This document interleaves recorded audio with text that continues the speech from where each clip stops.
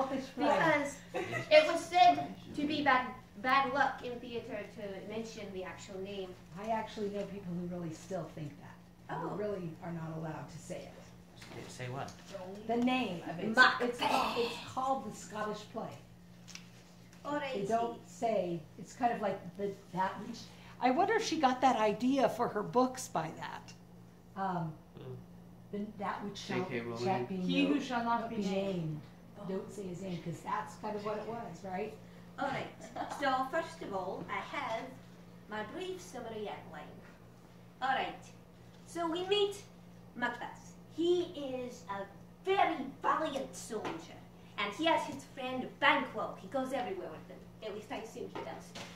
And they are returning from battle when along the roadside come 3 witches with beards. Ew. Yes. And they tell him some very strange things. They hail him as Thane, or Lord, of Glamis, which he is. He already knows that. So they know something about him, and he doesn't know how they would know that.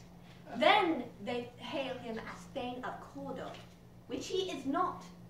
And then they say, King hereafter.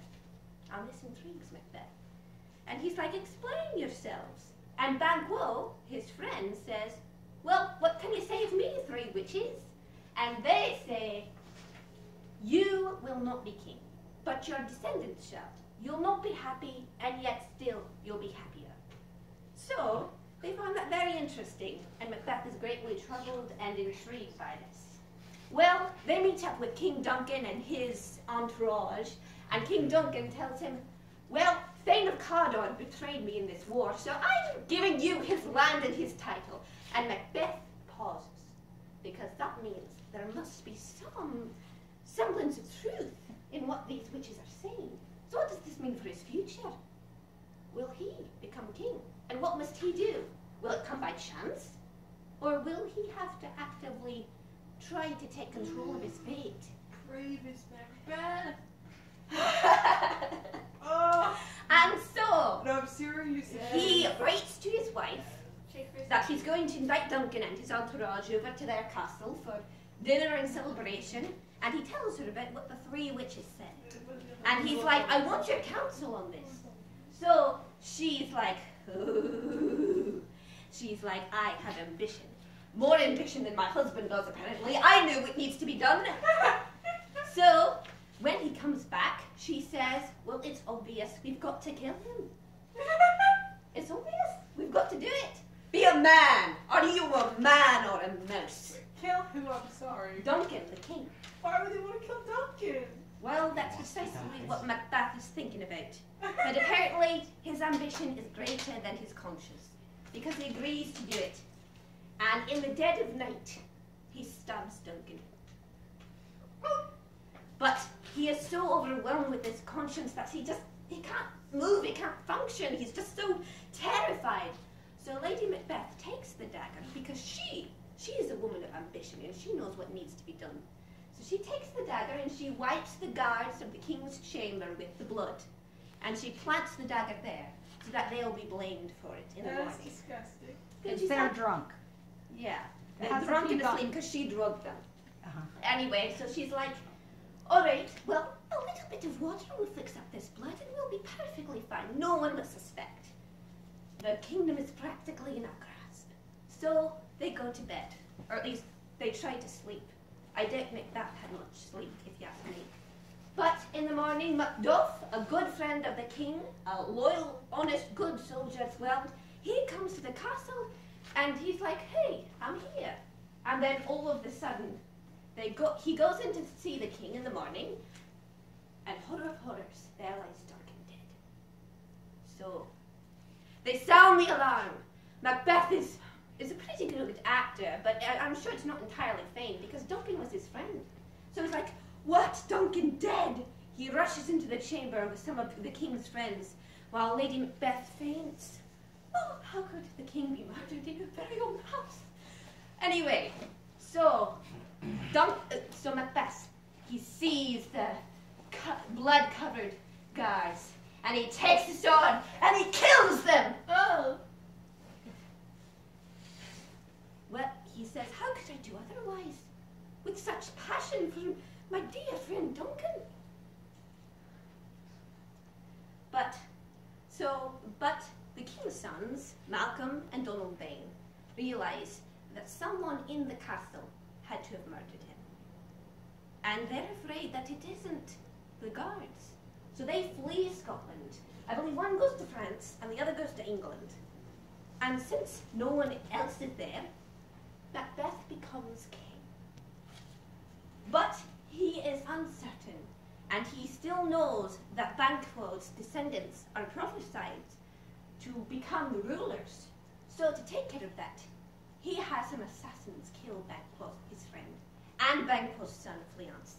But in the scuffle, Banquo's son escapes.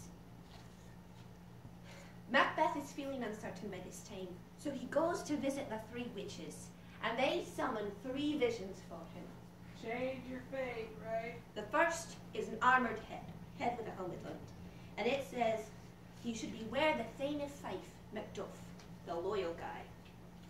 The next is a bloody child, and he says, none of woman born can kill you, Macbeth. So that reassures him. He's like, I don't need to get rid of Macduff, but I'll do it anyway, just to be sure.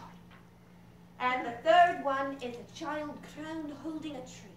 And he says, Macbeth shall not be vanquished until the wood of Barnin comes to Dunsinane Hill. Macbeth's home, I believe. So, then another vision comes. It is of 8 kings. They enter the room, and the 8th one is holding a mirror, which shows still more kings. And Banquo, the ghost of Banquo, comes in afterward. And he points to the 8 and he smiles at Macbeth, showing that these were his descendants. He'll win in the end. And this troubles Macbeth greatly, but before he can ask he can get the witches to answer, they vanish along with the vision. I'll be back in spring.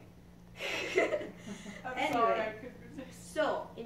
So Macbeth has Macduff's wife and children murdered.